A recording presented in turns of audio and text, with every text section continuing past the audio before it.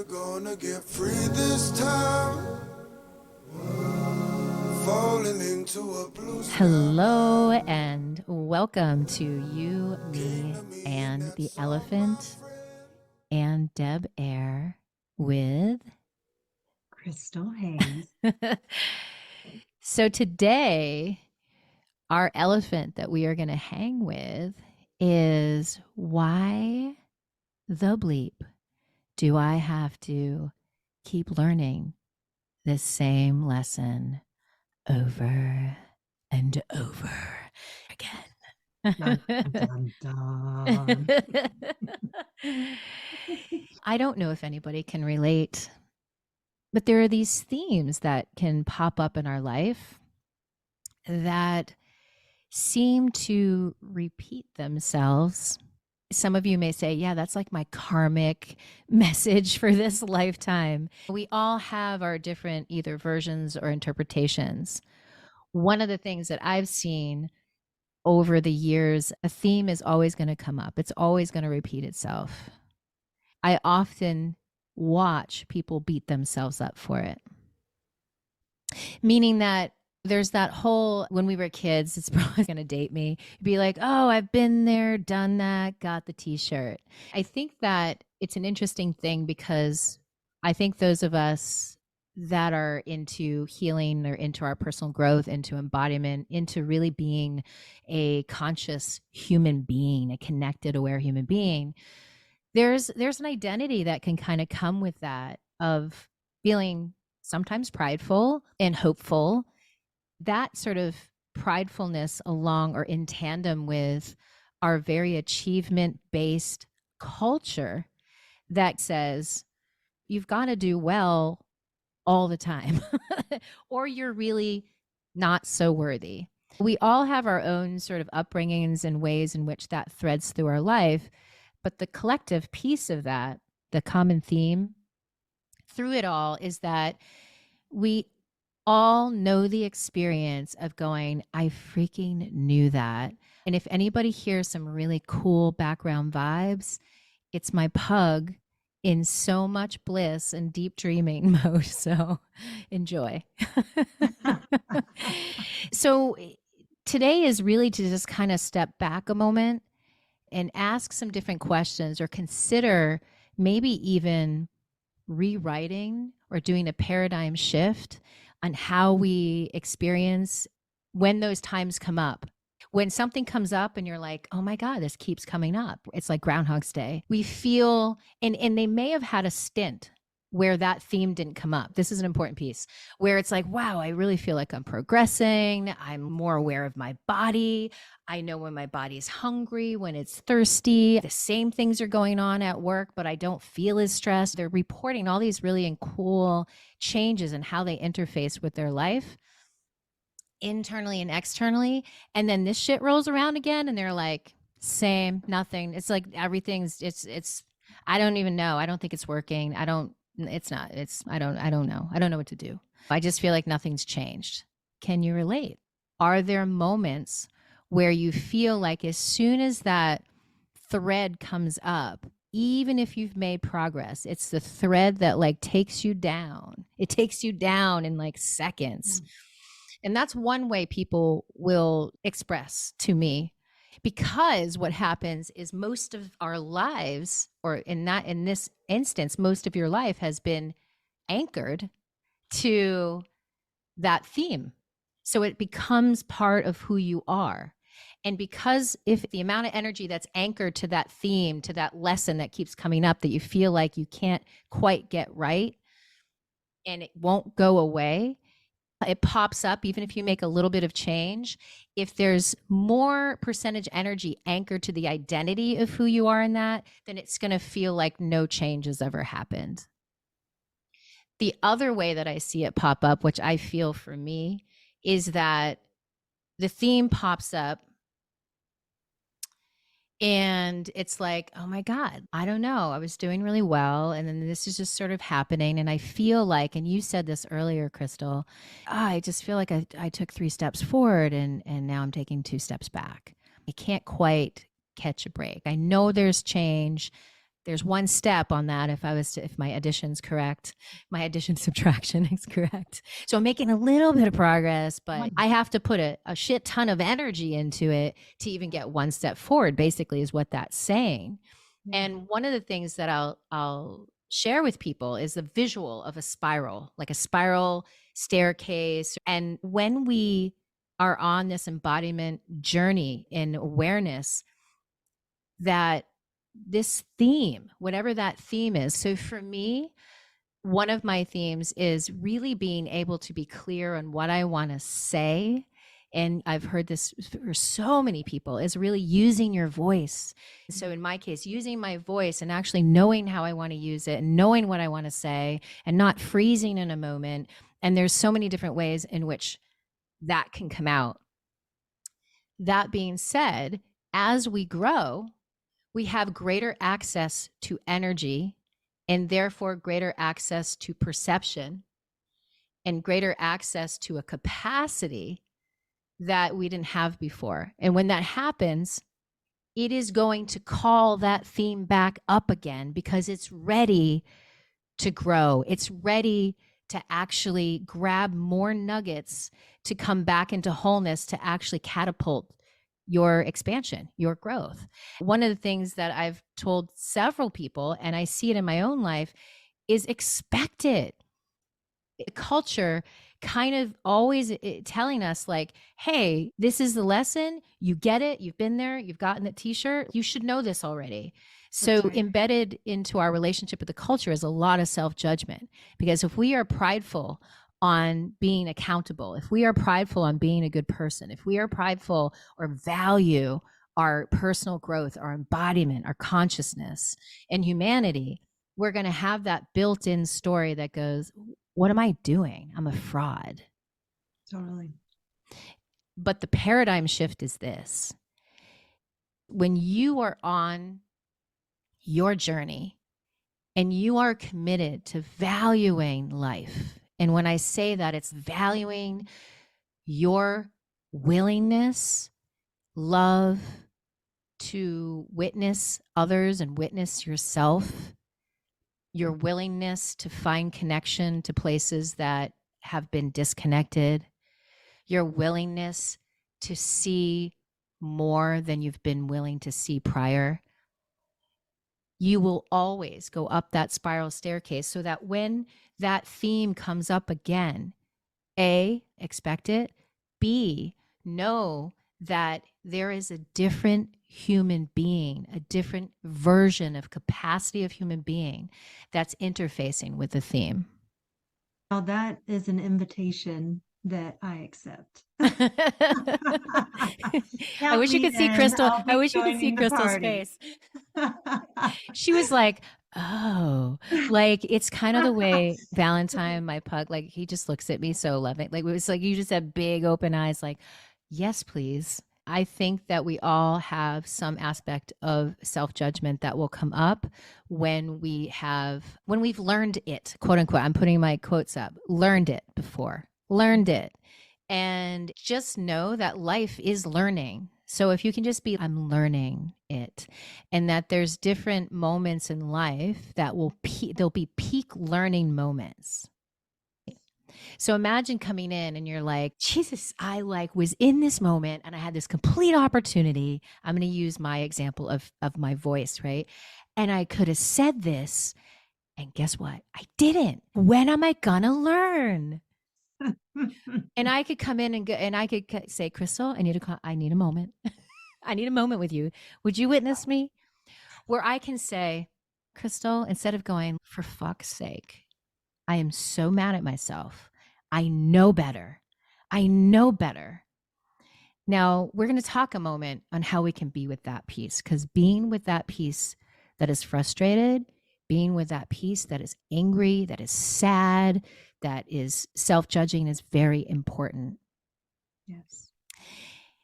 But if I could come to you and say, you know what? I just had a peak learning experience. Can I share it with you? Yes, you can.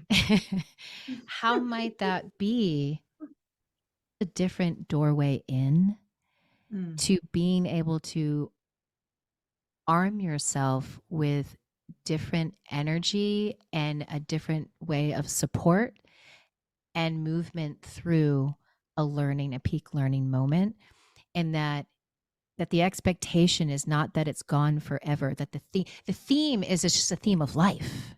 It's not just my theme, it's not just your theme, it's humanity's theme.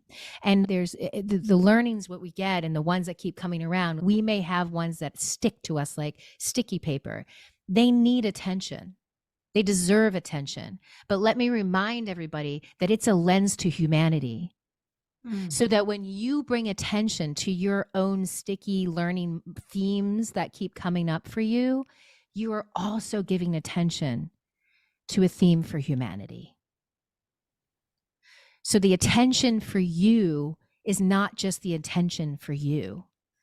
The love and attention you can bring to something and the embodiment that you can fill up with to interface differently, to allow new threads of gems of wisdom to come out, you're automatically gifting the world with that gem. It's never separate. I love how you said to find the witness, or that you would go and share that with someone. How critical is that piece that you actually share that and be witnessed by another person, by your community? Thank you for the question. It's essential because I've had a few of my mentors talk about when we have wounds, when we experience trauma, when we experience pain or overwhelm, we often call it a wound, right? They're the things that make us trigger and things that have happened long ago. And then we get triggered currently. And in general, to be responsible people, and I've done this, oh my God, I'm like, okay, I'm going to go back home and I'm going to clean up my shit. I'm going to do my thing. And then I can have that relationship. Then I can have that conversation. Then I can make my next move. Yet our wounding, our traumas happen with other people. So by nature, at least in part, our healing and our witnessing and our transformation of wounding needs to happen with other people. We're so enculturated to separate. We feel shame. We just want to hide in our cave. And that's okay too. But in part, some of it needs to be done with other people, which brings me to something that Crystal and I have been talking about. I've been speaking about this with other people as well.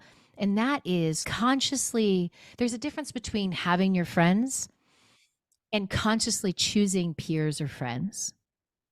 When you're growing up, most people are going to school. And usually, organically, friendships will happen. So you're going to school, you're going to the same environment, you're seeing the same people. And so there'll be this organic nature where you'll attract certain people and become friends with them. And we can still have that in our work environments, but it's different, right? Our work environment is also different. But what happens less organically as we become adults is that we're not necessarily putting ourselves in the same environment, or if we are, you're going to hear some barking, or if we are, we're maybe just at work, or we're not putting ourselves in a big enough space where we can meet new people. And especially with the pandemic, it can be harder. And so how can you, how can I, how can Crystal consciously say, gosh, you know what? These are my value systems. And I actually know this person has those same value systems. Like Crystal and I started working together, I don't know how many years ago. I think it's almost 5 now. Almost 5 years ago. But where we've come from, it's going to actually make me tear up. We have chosen each other.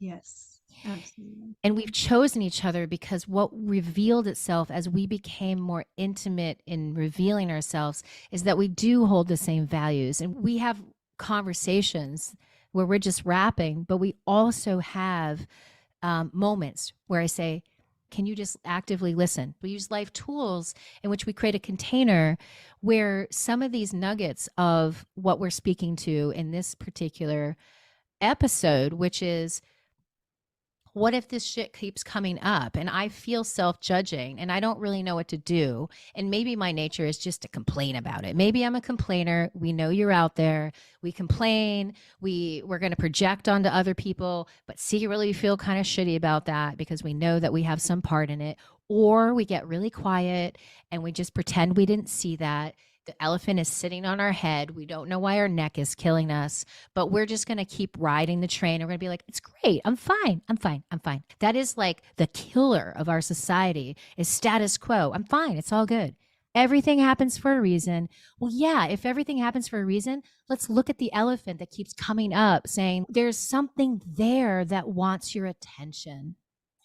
What we want to nurture for you is some of the ways that we've learned to consider how to go about bringing a little bit more love, a little bit more presence to when something is coming up and you feel like you've learned it, but you keep tripping over yourself. Yes.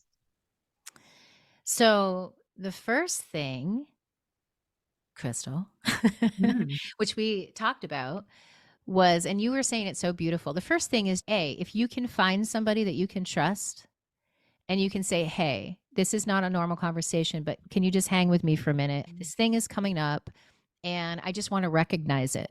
And I want to go. So can that's you what. Can you hear me? Can you witness me? It doesn't have to be this long invitation. It was like, and people will get that. The person you call, the person you choose in that moment is going to feel, see, and hear that that's what you need. Yeah, because you just ask for it, right? You just ask for it. And the person doesn't have to do anything. They don't have to do anything but be present and say, I am here. They don't have to fix you. Like, please don't. Like, just witness me, right? And so there's something really powerful in being actively witnessed.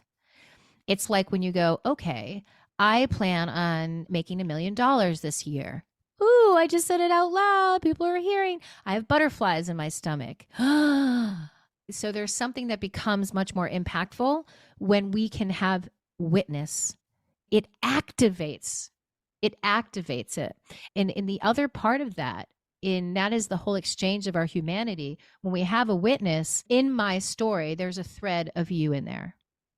Whatever's coming up is a window into humanity. Yes. So when we have a witness, it activates that. The first thing is that I ask myself is like, what is the theme? Instead of running away from it, instead of running a little extra longer that day to just push it out, I'm going to get my hands on my body in whatever area that feels like it just feels safe. I'm going to take a breath in my nose and out my mouth, and I'm just going to say, okay, what's the theme? And when we can name the theme, and for me, what I was just talking about was my voice. It's like, okay, this is about me speaking up differently. Now, a lot of us say that, right? We can look at the theme generally. In general, I need to speak up more. Great, that's a theme.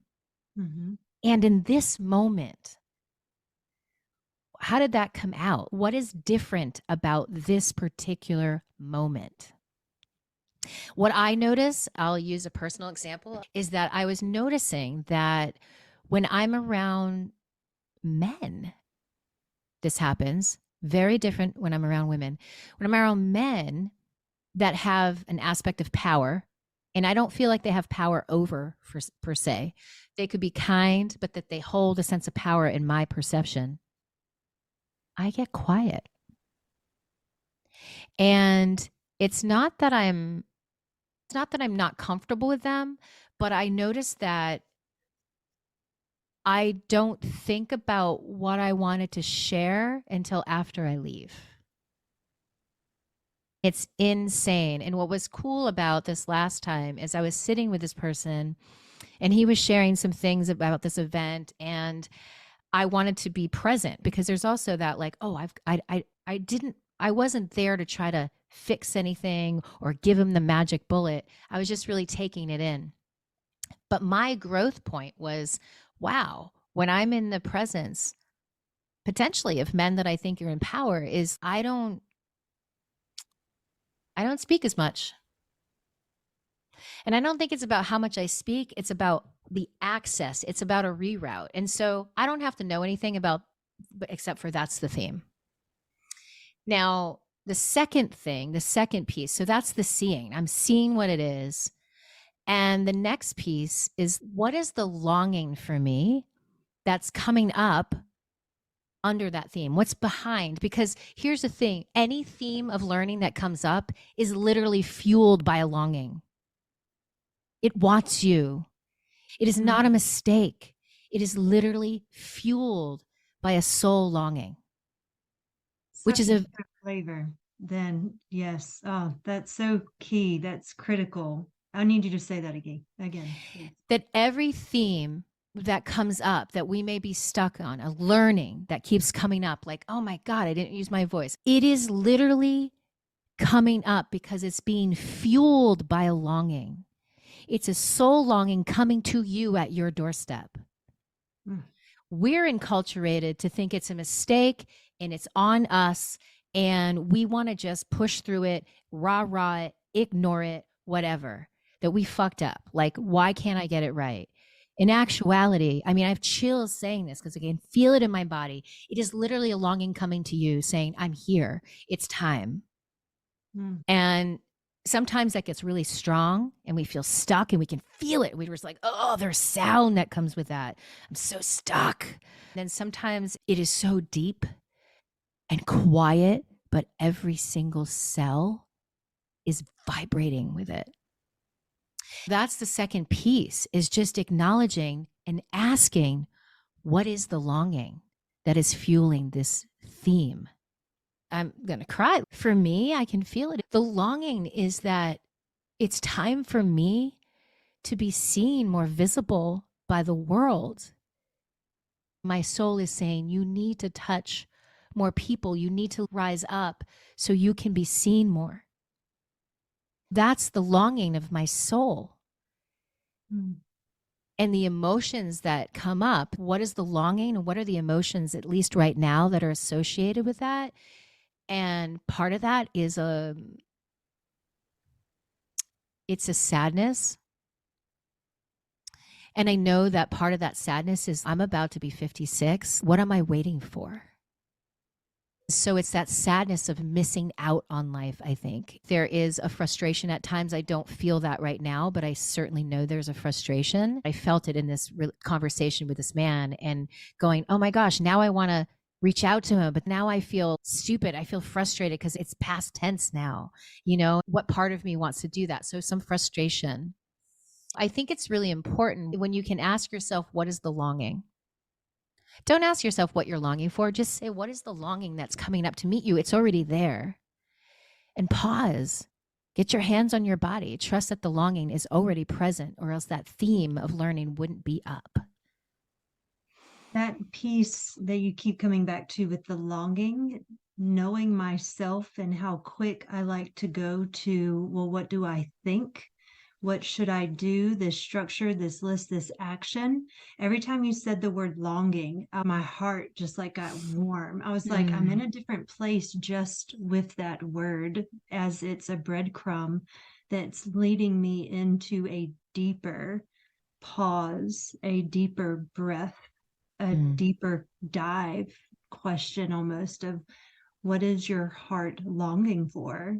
So that I can create that vision of what that is, not necessarily what do I need to do about it, but just what do I long for? Took me to a deeper level. Whew. You know what I just got? Thank you so much. Thank you for speaking, because you speak magic. Two things hit. Number one, you said you go to your mind, and it's like we are achievement-based society. We are solutions-based. If this is wrong, how do I fix it? How do I create a solution? Now, solutions are important.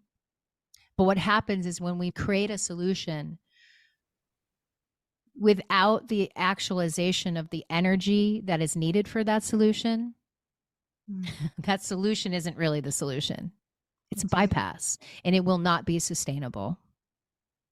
The other piece, when you said that, going to the mind, going to the solution, it's like when we give ourselves a moment not to have to know the solution, we literally give ourselves permission to feel the longing. And that It's a lot of times we bypass the longing. Because think about it, in our society, it's like longing could be needy. I need something. I don't need anything. I have everything I need. And even though in certain concepts, yes, we can agree, we're talking about a more dynamic approach to our learnings, to the themes that come up over and over and over again. Thank you. I just got chills when you said that because there was a relief in my body. I'm a facilitator. I'm a this, I'm a that. I should have the answers, right? Bullshit. The answers come to us. And so when we can just figure out, ask, what's the theme? What's the longing under the theme? What are the emotions that are connected to that currently? And then the third thing is, what friends of feelings, what feeling friends do we want to invite into the moment? Which is very different than, I think, from my experience with some personal growth, we go, okay, if you're feeling this, then just feel something different. And I know we've all felt, I've felt this being even on the table with certain people. It's like, okay, you're feeling sad. Okay, let's get energized. Let's feel joy then. What's the opposite of that? Let's focus on the opposite of that. But that also can be a bypass. Even though energy can transmute other energy, inside my sadness, deep inside my sadness, is old longings and hurts that are just waiting to be heard. And it's like a freaking diamond in the middle for me. It's a diamond of self-compassion. It's a diamond of remembering who I truly am. And if I cannot be with that, if I can't even honor that that exists, maybe sadness needs a friend and maybe my frustration needs a friend. So on step 3 of this, checking in with ourselves, I'm going to say, what friends do I want to bring in? I want to bring in some boldness. I want to bring in some grace. I want to bring in some trust. I'm not pushing over sadness. We're hanging out in a circle with silk pillows. It's looking good. I'm loving it. So I'm inviting in boldness. I'm inviting in grace, and I'm inviting in trust. And when you call this friend, if you can be on video chat, it's even better. Because here's what I suggest, which is so fun, is let's move what we're talking about from above the shoulders up to down. And what I mean by that is, like, what does bold move like? What does trust sound like? How does it stand in you? How do you walk in grace and boldness at the same time? And our invitation to you is to literally stand up and move your body, make sounds as if you are a bold, and this is mine, bold and graceful, trusting goddess. And right now, Crystal can see me, but my arms are up and I'm sort of swaying and my eyes are closed for a moment and now they're open and I can feel the energy moving up my body. I'm stretching a bit. And suddenly these friends have come in and wrapped their arms around my sadness and wrapped their arms around my frustration. And there's something, and I'm feeling giddy. I didn't even pick that word. I feel giddy because it's inclusive, meaning I didn't have to reroute this place that knows that I am going to experience some version of my voice being silenced, not even by anybody in particular, but by my nature of being in relationship with a bigger stage. I know I will at some point feel like I am silencing myself or being silenced. And when I do, I'm going to remember this moment that we just shared together of letting my friends come in and embodying and remember how my body can move and be a version of itself that is inclusive, that I can really include these parts that have been denied. I can include these parts in honor and pay homage to the gem that I know is deep inside of that sadness, is deep inside of the frustration. And I'm going to remember that it's yours too. I feel like new neuro pathways are being created right now, just as you're sharing this. And I know we've done this exercise and I have become so much more comfortable in embodying my feelings more than I ever was before. Pretty much I met Deb. 5 years ago, I was not accustomed to embodying my feelings, but now I am. And even just hearing you say this again, it just, my cells like turned on. I was like, whoa, there is another way. There is this aliveness. Like you said, I felt seen and heard in you, feeling seen and heard in your, that share was so energetically there.